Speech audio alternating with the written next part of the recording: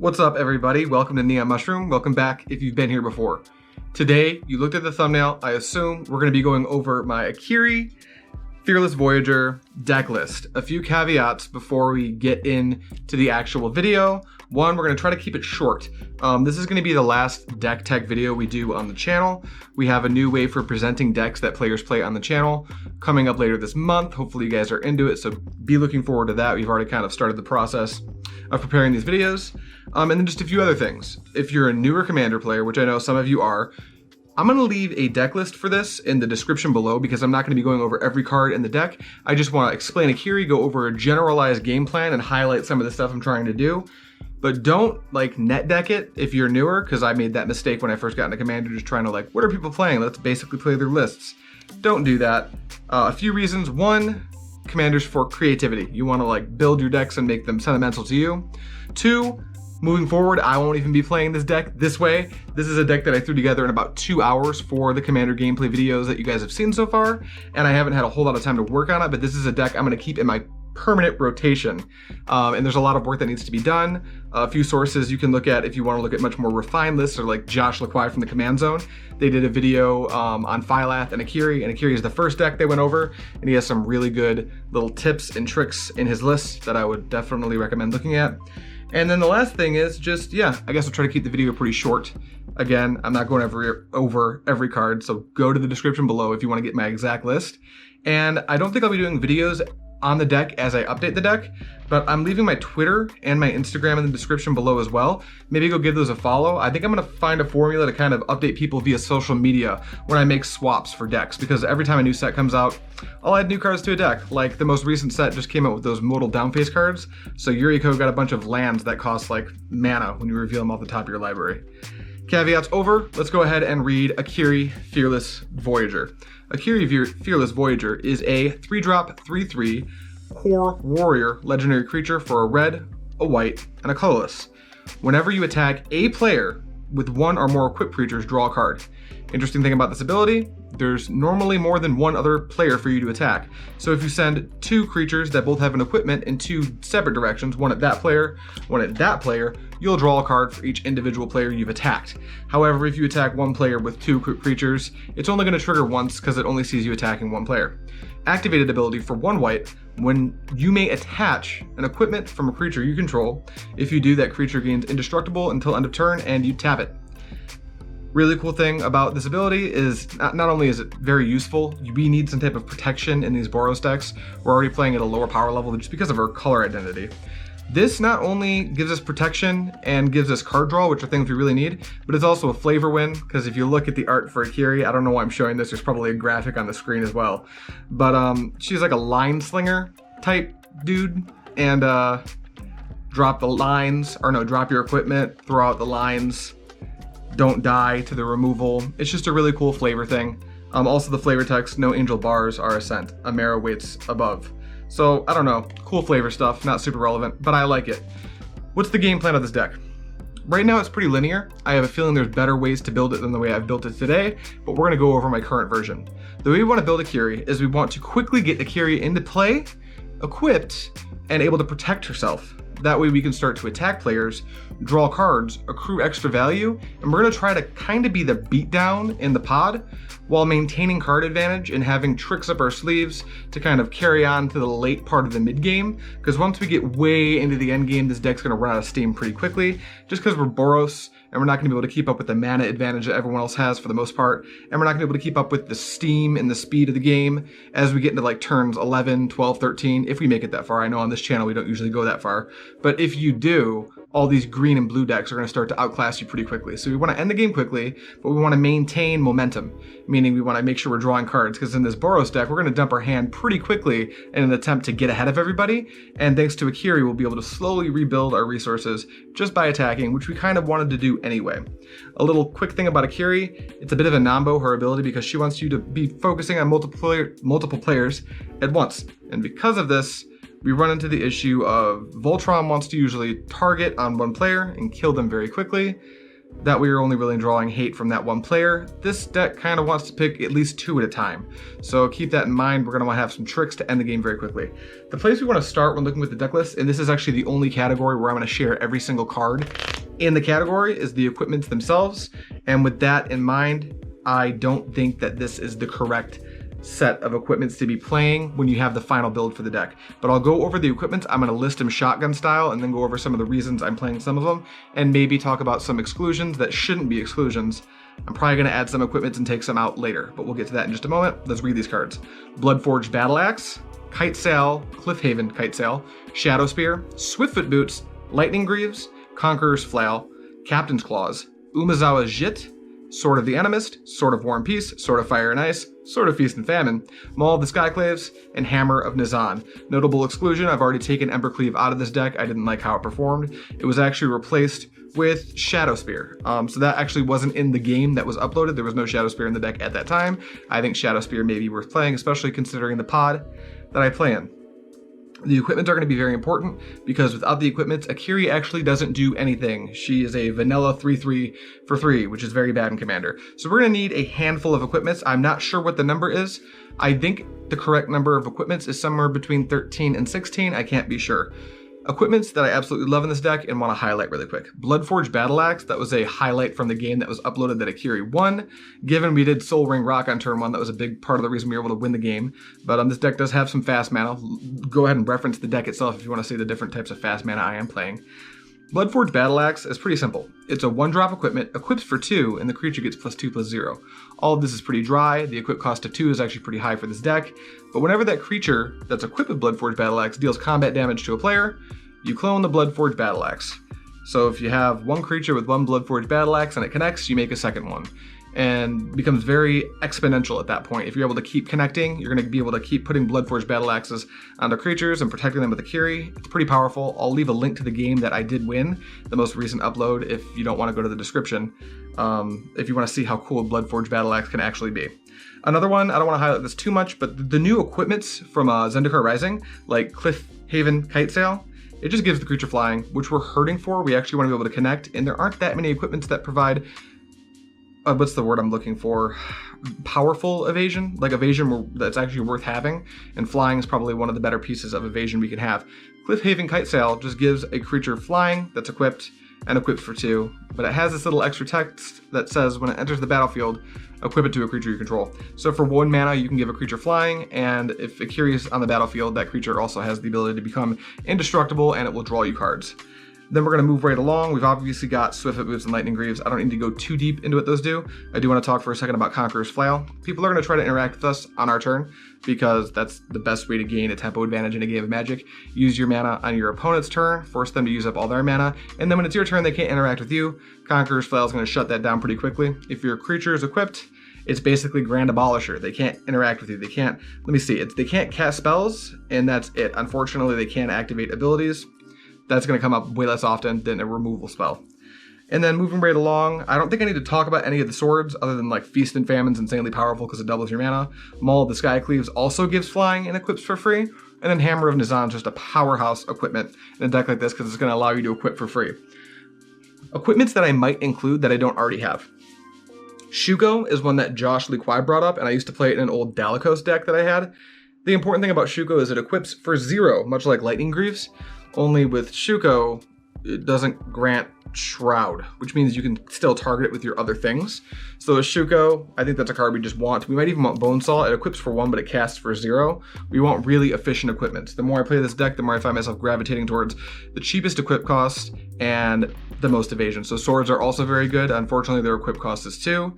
And that's kind of why we had to take Embercleave out, because it's a really good trick, but it's a, it's 99 card singleton, so you're not likely to have it that much. If you tutor for it, your opponents know you have it, so it's not a trick anymore, and it's really hard to re-equip, so keep that in mind. Those are the equipments. There's one more equipment, and that's what we're going to go over right now, because it comes with a package. Many of you probably already know what's going on here. It's Sunforger. For those of you who have been following the channel, you know my old Voltron deck is Dragon Lord Ojutai, and one of the big reasons for me to want to switch to Akiri to put all my cool Voltron pieces that I just happen to own into an EDH deck is because Sunforger you're allowed to play it in Akiri. It has red in it, so you can't play it in Ojutai. I'm going to read Sunforger, and then I'm going to go over this set of cards, which is the Sunforger package. That'll make more sense after I read it. Sunforger is a 3-drop artifact equipment. Equipped creature gets +4/+0. Also, it's an equipment, so it does the Akiri stuff. Its equip cost is 3. Important thing, also thematic because it unattaches. For a red and a white, you can unattach Sunforger. Search your library for a red or white instant card with CMC 4 or less. Play that card without paying its mana cost, then shuffle your library. This allows us to play what we like to call a toolbox, or a set of cards that we can go get at a whim, basically, to interact with our opponents in very flexible ways. I'm just going to go over these cards. I don't want to spend too much time on this because we've all seen Sunforger decks if you're, experienced in Commander. And if you're a newer Commander player, you've probably seen most of these cards. We have a couple removal spells in Swords to Plowshares and Path to Exile. Just being able to get rid of problem creatures, especially creatures with flying, so we can continue to get in, is very important. Also, sometimes we just don't want to die to like Vorniclix or, I don't know, Shieldred, something that's just going to kill us if it remains in play. These are ways we can just go get these cards, play them, and then, it's just really good. Sunforger's powerful. I don't think I need to say too much about that. Then we've got 2 red cards, Pyroblast and Red Elemental Blast. One of the banes of our existence is going to be any deck that can generate blue mana. We don't want to deal with Cyclonic Rift. We don't want to deal with people countering our spells. And both of these cards are fine to draw in your opener or to draw into in the early turns because you can just cast them. But they're targets you can go grab off Sunforger. People will be aware of this if you're playing a Sunforger deck and you're not in blue. People are aware that you're probably going to be able to go get Pyroblast or Red Elemental Blast. Doesn't make it any less good. We're playing Lightning Bolt because I like Lightning Bolt. I like to bolt birds. We've got a lot of mana dorks in our pod. You're probably not supposed to play Lightning Bolt, but I'm playing Lightning Bolt currently. It's probably going to get cut. Then we've got Boros Charm. Boros Charm's got a lot of really cool text. The most important one is Indestructible. The 4 damage isn't that important. The double strike can be lethal if our opponents don't see it coming. Then a few more, we've got Brought Back, which is part of a bigger package. If you check out Josh Lee Kwai's video on this deck, it can be part of like a little rant package, but we're not really doing that. We're just using it verbatim to buy back things from the graveyard. When they die that turn, you can get it off Sunforger, you can cast it from your hand. You can also use it to lightly ramp. If you keep a hand with like fetch land, Brought Back, you can technically, I guess, Explosive Vegetation, although that's very fringe and not going to come up that often. Then we have Flawless Maneuver, which is one of the new spells from the new Commander product. If you control your commander, you can pay for it without paying its mana cost, or play it without paying its mana cost. And it gives all the creatures you control indestructible. It's not that great to get off Sunforger because it actually costs more mana than if it's in your hand, which is free because you usually control Akiri.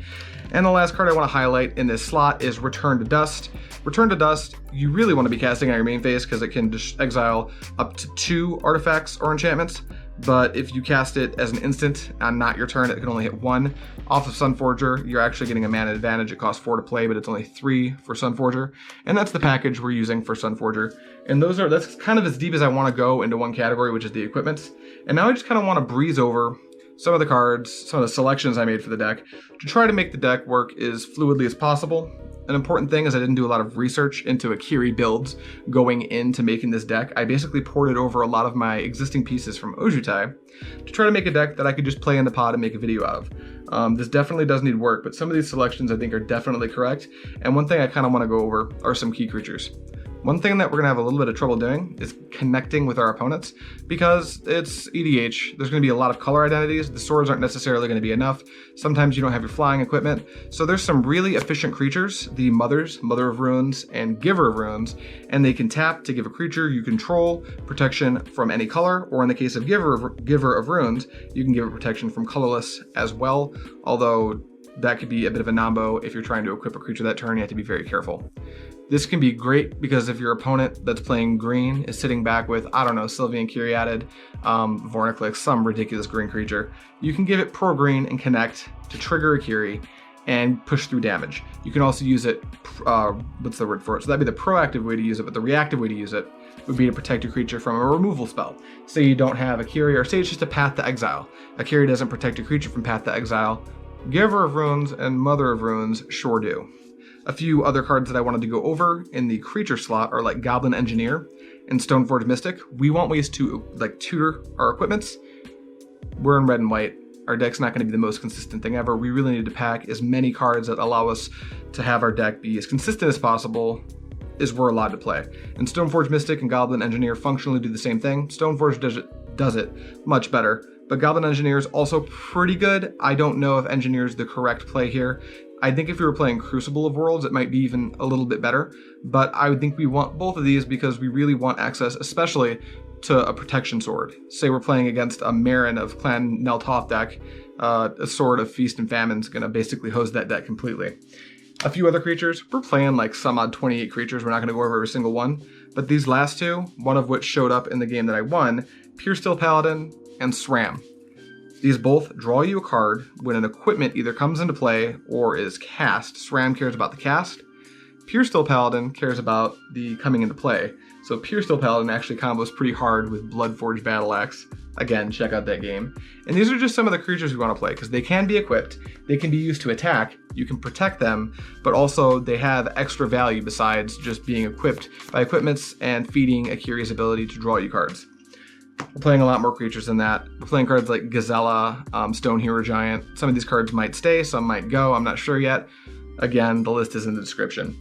Speaking of tutoring, because we did have Stoneforge Mystic and Goblin Engineer, we also have Open the Armory, Steel Shaper's Gift, and Enlightened Tutor. These are just very powerful white spells. Steel Shaper's Gift is a really interesting, powerful card that we get to play because we are exactly a white-colored Voltron deck. And this is, I don't know what the best way to put this is. Every single color has some type of 1-mana tutor that's efficient, Vampiric Tutor being the best, red has Gamble, blue has Mystical Tutor. We even get to play Enlightened Tutor, the white one, but we get an extra one in Steel Shaper's Gift. This card is just very powerful. It gets us any equipment. So Steel Shaper's Gift is basically any equipment in our deck, plus 1 white. Very powerful.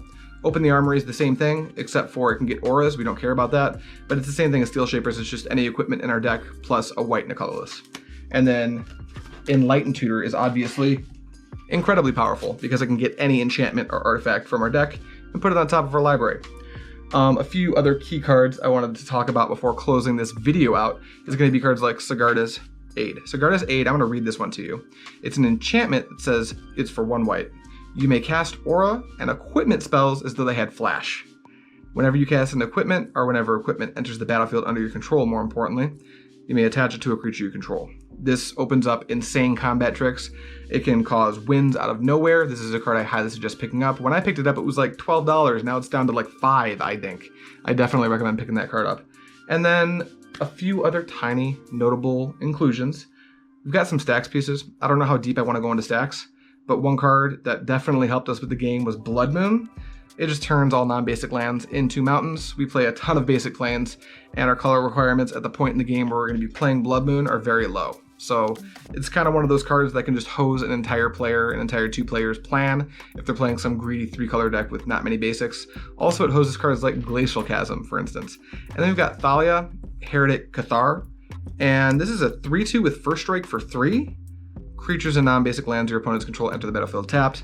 It's just going to stack your opponent. It's going to tax their resources a little bit. It's going to make it harder for them to block. They're not going to be able to like play a creature to block your next attacker. You're going to have a whole nother turn to get in with Akiri and find more answers. Other than that, we're playing like 33 lands. I won't go through all the lands. We're playing a lot of basics, and we're playing every single red-white on-tap land that we can play. We're not playing Temple of Triumph. We're not playing any of the come into play Gain of Life red-white lands. You shouldn't play those. Even if you're a highly budget EDH player, maybe play the Temples. But when your lands come into play tapped, you time walk yourself, so long as all of your opponents have lands that don't come into play tapped. And that creates a bad in-game experience, so that's just something to keep in mind.